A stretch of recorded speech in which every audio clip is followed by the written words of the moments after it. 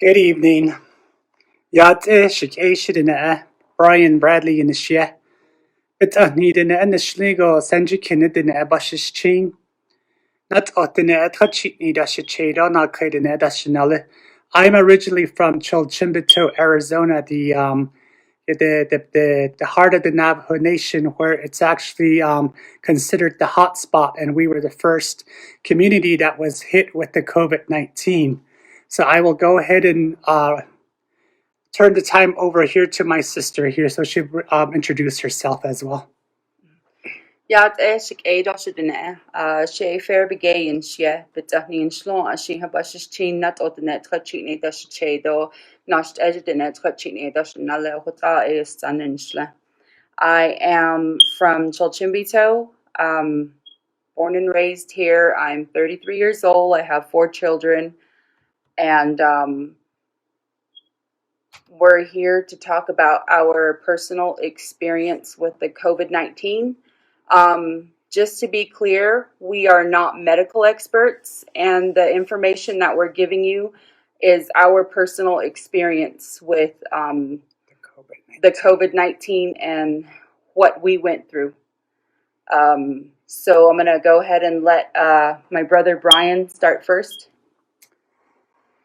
So we were reflecting, the days of when and how, the dates that we've been actually exposed.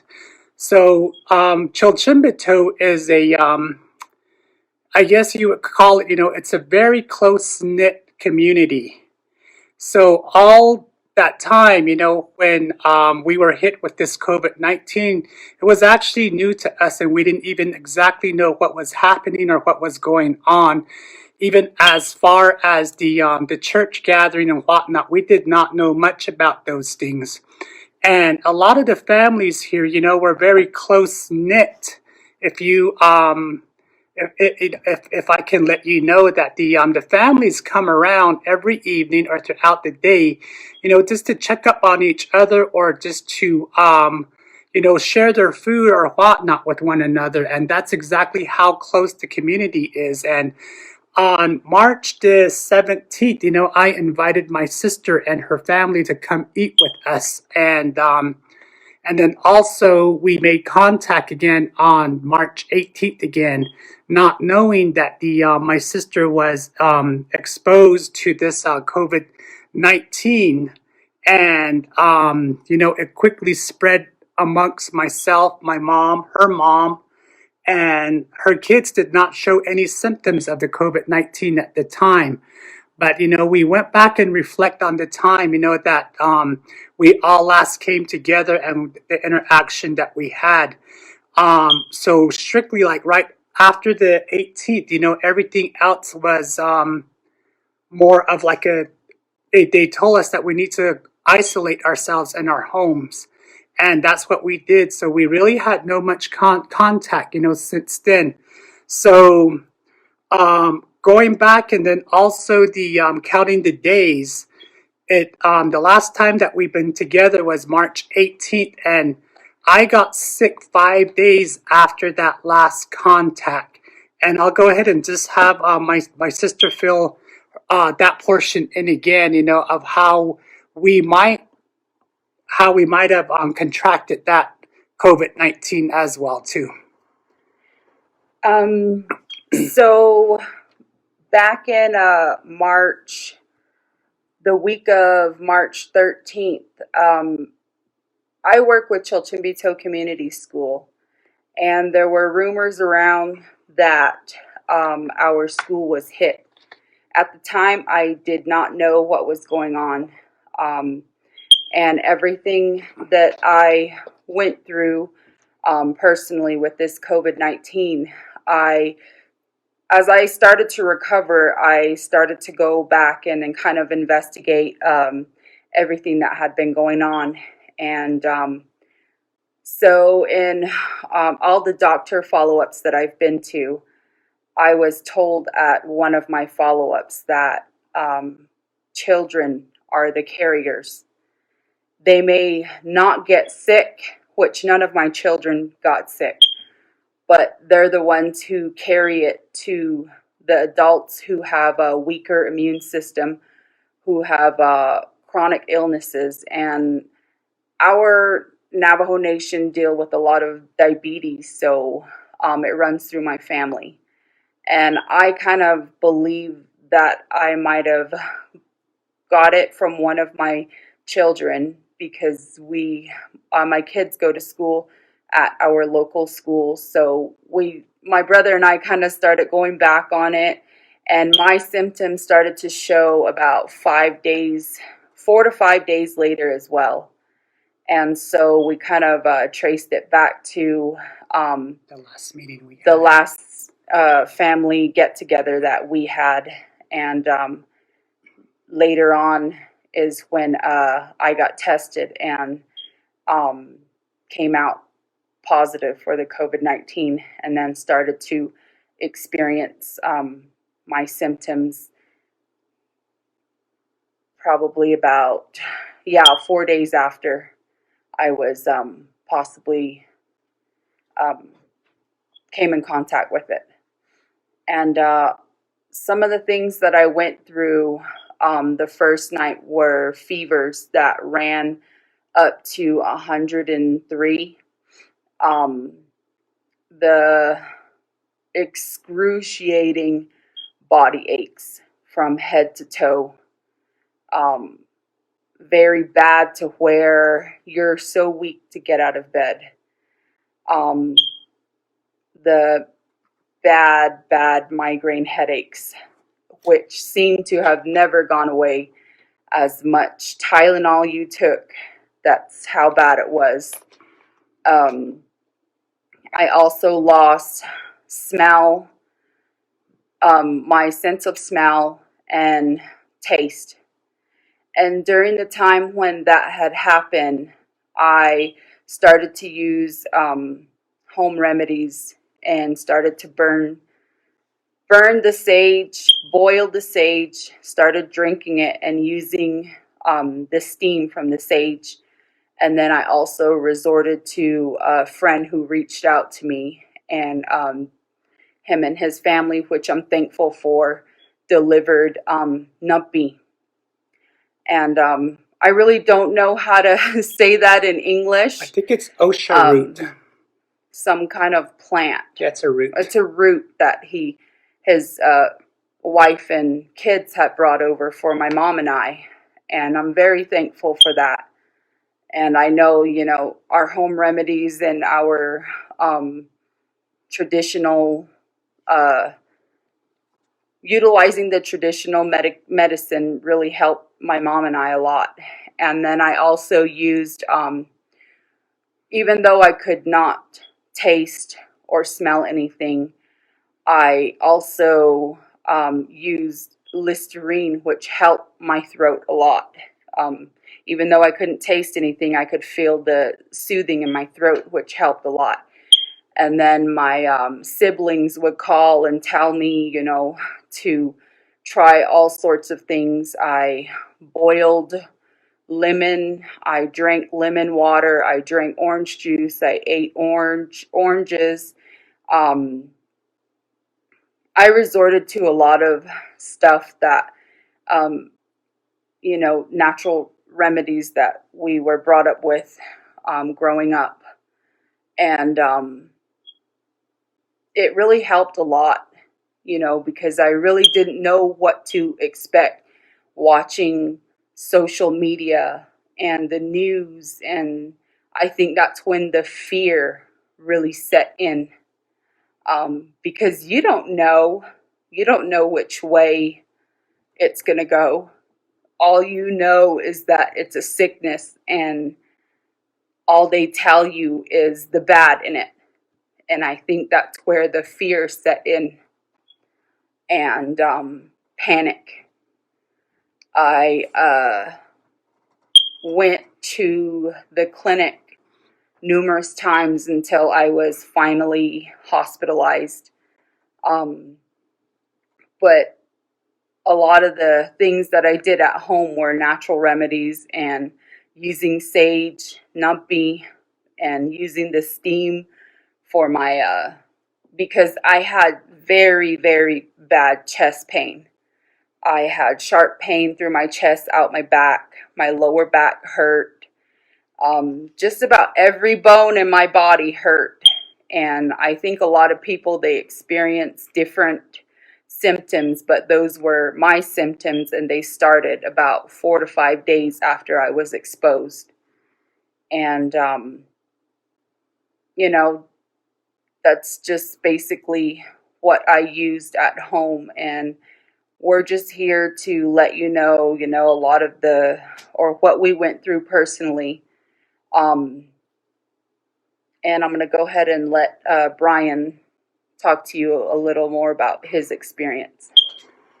So on March 22nd, I came down sick. In the morning I woke up, feeling really not myself. I just been feeling sluggish throughout the whole Horse day. meat. I forgot horse And meat. and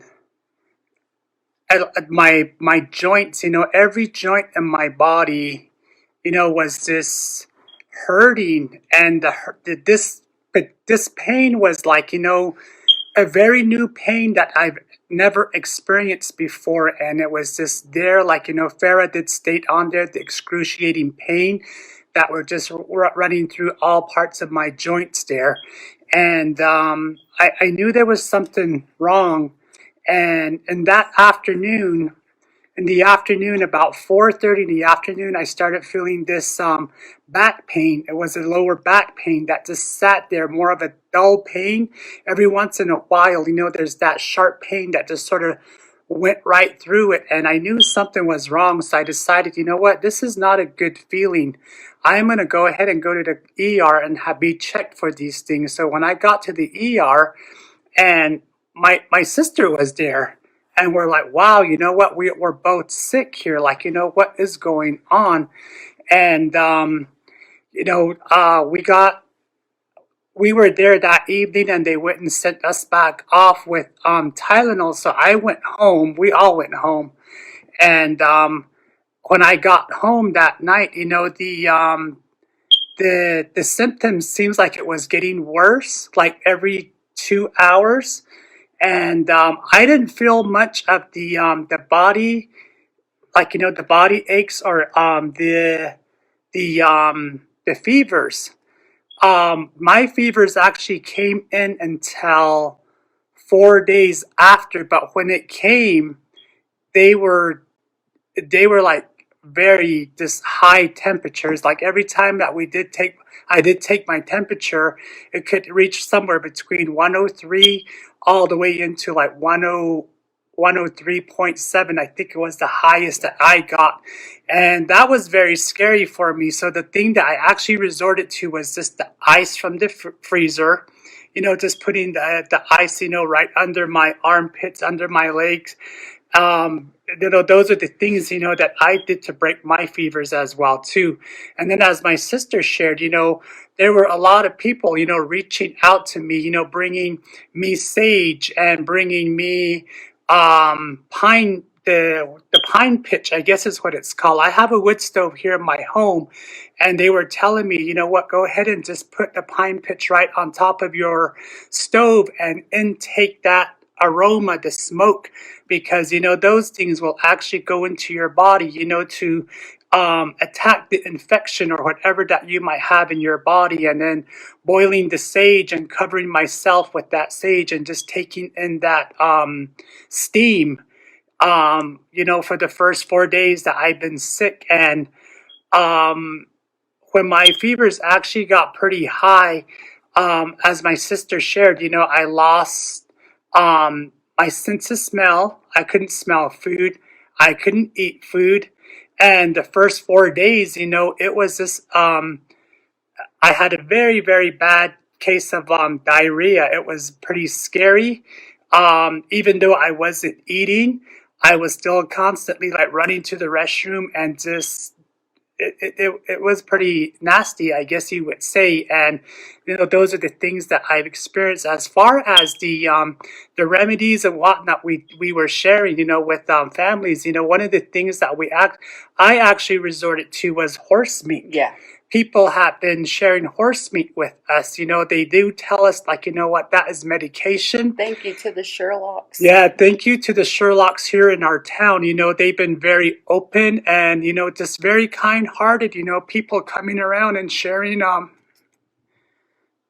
their resources and whatnot. And I think, that was the very, very first time I've ever tried horse meat. And it wasn't too bad. We had the broth and we just drank the broth just as, we would. And then the meat, we boiled and we ate the meat. And, they were telling us, like, this, bless yourself with the meat, the fat that's extracted from this whole thing. Cover your feet, your legs, and all the way up to your head with prayer. And, that's one thing that we did as well, too. So it seems like, whatever that was on the, information that was about the COVID-19 on the internet, such as, like, boil hot tea, add lemon to it, whatever that they were recommending, we were doing it. We were like in desperate times, to try anything to feel better. And that's how we dealt with it. But, time progressed and I was just in bed like 8 days straight and I did not eat anything. And I lost roughly about 18 pounds all that time. I was sick and, that was my experience. I think, everybody's experiences were different.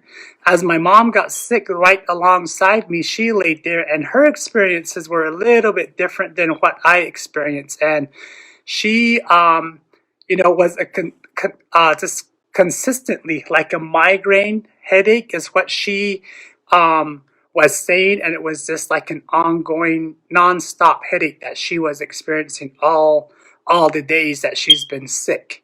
And I guess those were my symptoms, that I got as well too. But when they say that you have a dry cough or something like that, I did not have any symptoms of coughing or anything.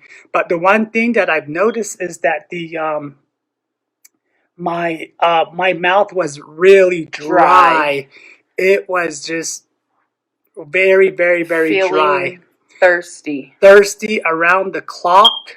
And the one thing that I resorted to that helped me, during all that time is vitamin water. Vitamin water I was resorting to. And, with the diarrhea that I was having, I think, what it was doing was trying to replace the electrolytes at the same time for me. And, that's one thing that I've resorted to. And, I mean, I'm not exactly too sure how much time we have here. And, I know that the, Mike, Six Killer, is the one that reached out to us, to share our experiences with the COVID-19. And I think, every individual, will experience something differently. And, you know your body very well. And if you know something isn't right or something that is out of the ordinary, you have to listen to your body and you have to respond to that, because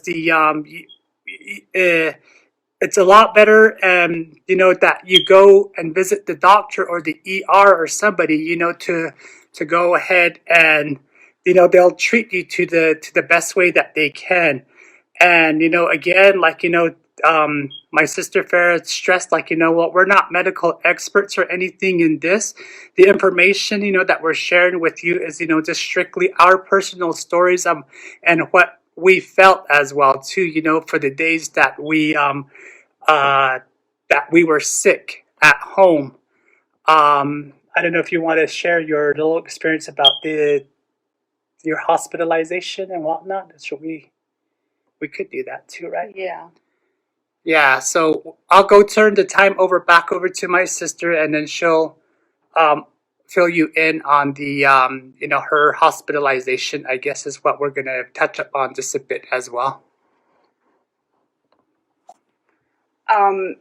So I was admitted March 23rd to Flagstaff Medical Center.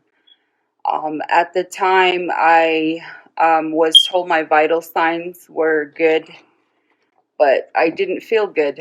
I was literally gasping for air. I felt as if I was suffocating. And I think with a lot of the sickness is the first time I ever experienced anxiety. It's a scary feeling. It's a scary Anxiety is very scary. I've never experienced it, and people who go through it, I can only I can only imagine what you go through, and it's not a good feeling, and just being isolated in a room where nurses and doctors are scared of you. They don't want nothing to do with you. They don't want to be in your room. They don't want to come in your room. So it was a lonely feeling, very lonely. And I think that's where I came into contact with my faith. That's where my faith had become very strong. And my children were my strength. And because going through something that you've never went through, and like I said, watching the news and social media puts fear in you. And during those times, it was very scary. And my experience was, it really made me think about life in a different way. And, being thankful for being the net you are, with family, love, and your, traditional background is what really got me through a lot of this, and having my family by my side. And even the community, not just my own family, the community, they all reached out to me. A lot of my friends and family dropped off things for me, and gave me little tips here and there what I should try, and I did. And we're doing this Facebook Live for people who are scared, not knowing what this COVID-19 is, and it's very scary. It is. But there's that light at the end of the tunnel. There really is. You just have to be strong-minded, and don't let that fear overcome you. There's a way out, and we've lost a lot of family to it, because here in our community, everybody is family, and we've had heavy hearts knowing that our family have died alone. Nobody should have to die alone. Nobody should have to feel alone. But just know that, resorting to family and being strong, you can make it through. There's hope. And I'm a survivor of this COVID-19, and I'm very thankful to have reached out to a lot of you, and for you to be tuning in to listen to our story. Thank you very much. Yeah. So I was hospitalized as well too on March 31st, and this is our story. Just the things that we've been feeling. It's been very stressful. Ever since our community has been quarantined. Everybody hasn't been out and about. To visit our family, especially with my family. we are very tight knit, and we visit each other more on a daily basis, and that has been taken away from us, and that's been very, very hard to adapt to and to adjust to as well too. And I was gonna say, like, when I was admitted, the when the doctors, did let me know that I was positive, I it was very scary. You don't know. The only thing that you see on social media is that, this is a deadly disease or deadly virus that's going around. So the very first thing, that I concluded to is like, well, how many days do I have to live? Am I going to die?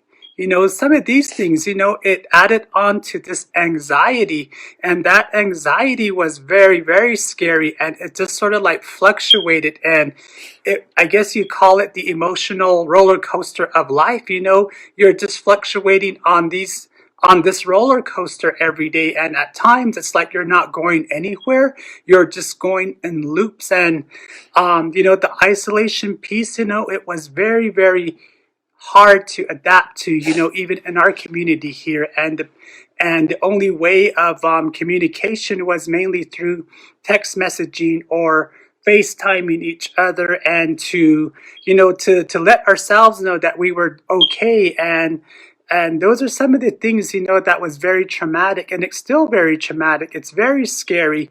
We don't exactly know, what's outside our doors. And that's the one thing that really scares people, I think, is what it is. And that's the fear that I have to live with every day, even though that, I've been cleared a couple days ago. And that doesn't mean, that we should be out and about, and once we're feeling well, that we're out there. And as my sister stressed, prayer was one of the things that I resorted to. When I first got sick, I only let a couple of people know, as far as my friends, and also immediate family member who I felt like that I trusted. Those are the only people that I actually reached out to. And, it's a time like this, that, no matter what faith base that people, resort to, or what people practice, we all came together with that prayer in order to overcome, these issues, and, this virus that, hit our community. And I think, all the people, there's a lot of the my close co-workers, Cheryl McCary and Marita Platero, they were very, very openly, like, FaceTiming me and praying for me through the phone, and, singing their church songs to me. And they're telling me, like, what, these are healing. You will be okay. You'll overcome these things. And then on the other end, I had my brothers, praying for me, with their NAC instruments and whatnot, and they're openly singing songs, to my phone as I laid there in the hospital bed. And it was very, very scary just to be there and to be isolated in your own room. And every time when people came in, the doctors were practically covered like head to toe. And it was very, very scary. I mean, the thing that, when they place all the oxygen and whatnot on you, and some of the things, that just add on to your anxiety and whatnot. And it since I've been released from the hospital, it roughly took me 21 days to actually start feeling better. And you just have to take it day by day after you're released from the hospital. One day you feel well, and the next day you're like at the other extreme end of everything else, and you're just there like, I was just feeling good yesterday, why not today? And it just sort of like fluctuated every day. But I just like to say thank you to all the people who've tuned in and just to listen to our stories. And I think, just to vent and let people know, what we've experienced, it's actually is a relief for us. It takes a load off of us, and it's okay to talk about these things, and it's part of the healing process. So I'm very glad and thankful that the Mike Six Killer reached out to us, to have this time and to go live and to let people know about these things. And again, like we were saying that, we're not medical experts. The information that we're sharing is just strictly our stories. If you feel like, you're sick, like we said, your own body very well. And, if these other symptoms, that you're feeling, seek medical attention right away is what, I'd like to say to you. And I think, our time is up now. And please stay tuned. We will have Dr. Calderon that's going to go share more information right after we go off of this. And then also the Q&A, the questions and answers. If you guys have any of that, we will go ahead and send to that right after we finish this off. And then we'll go ahead and reply to as many as we can. Thank you. Yeah.